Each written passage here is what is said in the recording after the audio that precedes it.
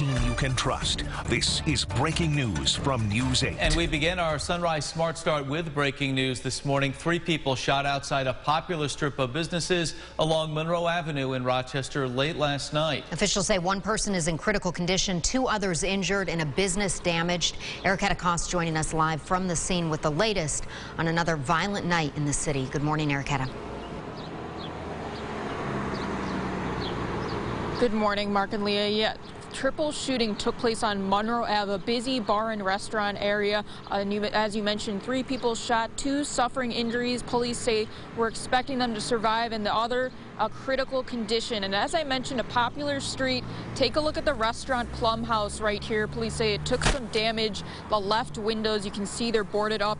Thankfully, no one inside was injured. As for those 3 victims, a 31-year-old man is in critical condition. 19-year-old woman and 18-year-old man are the ones treated for non-life-threatening injuries right now. Our crews on scene last night got some reaction from neighbors in the area who are just shocked and absolutely startled.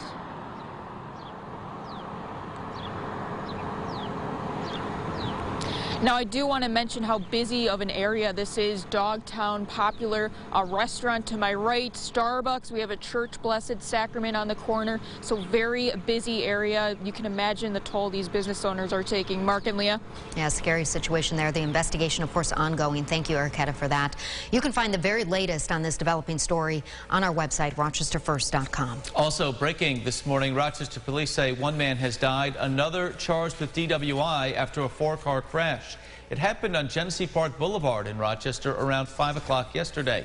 Police tell us 25-year-old Justin Seabon crashed into a parked car that was occupied by 83-year-old Milton Harris. Harris was taken to the hospital but later died. Seabon has been charged with felony DWI and aggravated vehicular homicide. He will be arraigned coming up later today in court. In other news this morning, President Biden says the FBI is investigating that massive ransomware attack at one of the nation's largest pipelines.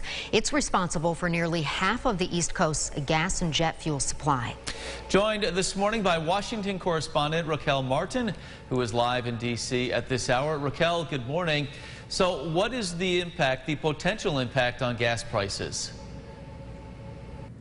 Good morning. Well, we know that this hack has impacted not just the East Coast, but the Southeast. And that is what consumer experts, those are the drivers consumer experts say could be impacted if this pipeline continues to be shut down. It's been shut down for a few days now. And while the White House is taking action to try and get around the fact that this is shut down by, for instance, allowing truck drivers to have less restrictions when it comes to the amount of fuel they're able to carry, if this prolongs, they say, we could see gas prices go up 3 cents up to 7 cents by the end of the week. Well, what do we know about the origin of the attack, and when are we expecting a response from the White House?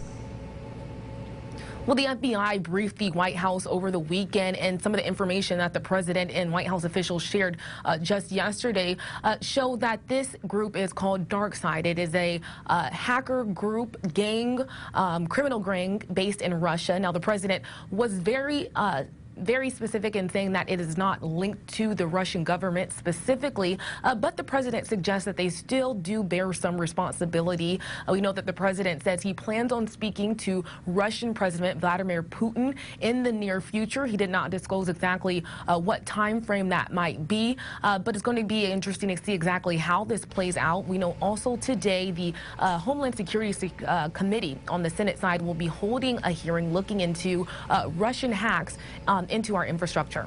All right, Raquel, thank you so much for that. U.S. fuel importers are booking tankers to bring gas from Europe to help avoid a massive shortage. Well, in other news this morning, over 20 people are dead, including 9 children, after an Israeli rocket attack across the Gaza Strip last night. CBS News reporting over 150 rockets were fired. This coming after Palestinian forces launched a rocket strike on Jerusalem, following hundreds of Palestinians being hurt in clashes with Israeli police. And at least 8 people were killed in a shooting at a high school in Russia. Officials say at least 4 male and 3 female students and a female teacher were killed. 20 people in all were injured. No update on their conditions. The suspect, according to officials, is in custody. So violence in other parts of the world. Here locally, as well, but also keeping an eye on our morning forecast as always. Yeah, James chilly Gilbert. start. Yeah, a little chill in the air to start this Tuesday. For sure, yeah, 30s. You can definitely feel it as you walk out the door. I even saw my breath this morning. That's how cold it was out there. Penn Yan, 37.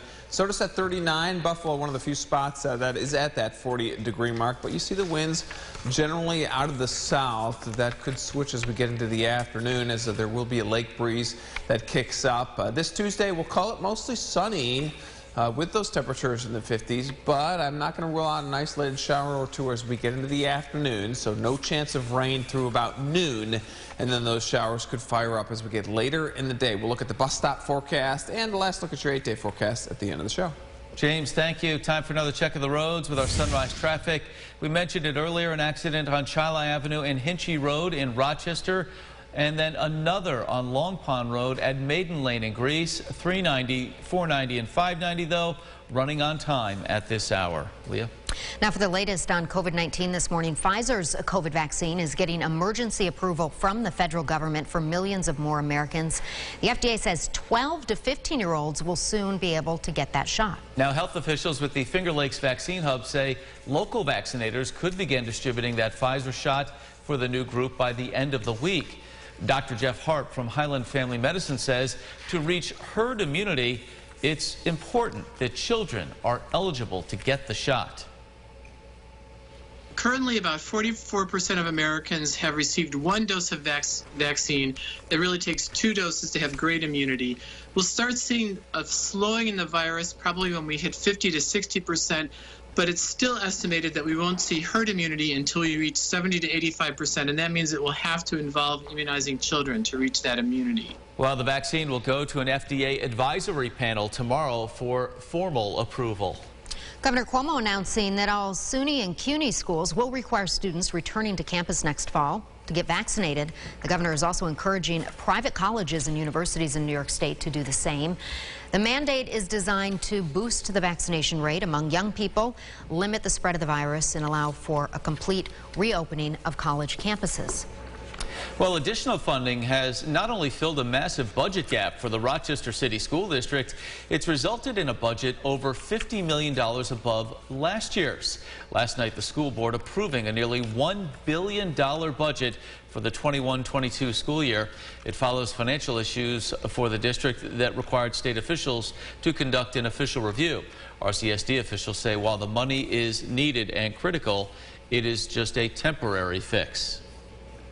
We don't know exactly what will happen later on because we don't define our own budgetary resources, but we believe that folks in Albany and folks in Washington have given us some firm steps to step upon.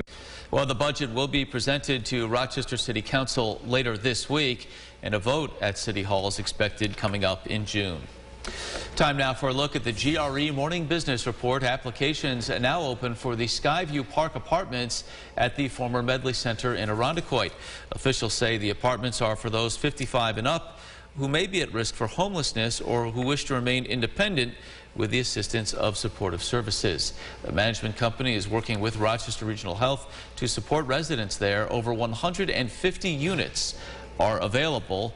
There will be a housing lottery coming up on June 8th.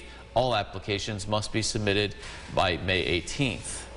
Wegmans bagged ice has been recalled because of the potential presence of metal shavings. Affected products can be identified by lot codes. Those are printed right on the bags, reading ROC 100 or ROC 104. If you recently purchased a 7-pound bag of ice from Wegmans, you can return it to any Wegmans store for a full refund. Listen to this. Twitter is rolling out a new tip jar feature. It will allow users with Apple and Android devices to send money directly to their favorite accounts to support their work. The feature supports a variety of payment options and links, including PayPal and Venmo. Twitter will not take a cut of the cash. Well, NBC says it will not air the Golden Globes in 2022.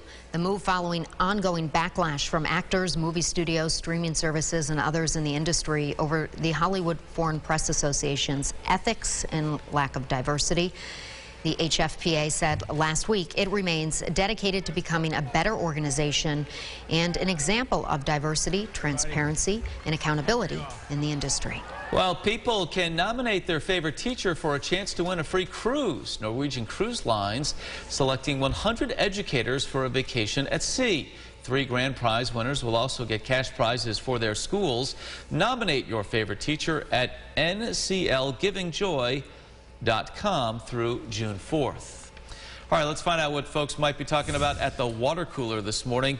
Heisman Trophy winner Tim Tebow is reportedly heading back to the NFL to join former college coach Urban Meyer in Jacksonville with the Jaguars. The 33-year-old was pursuing a career in baseball and made it all the way to the Mets AAA system, but then announced his retirement from baseball back in February.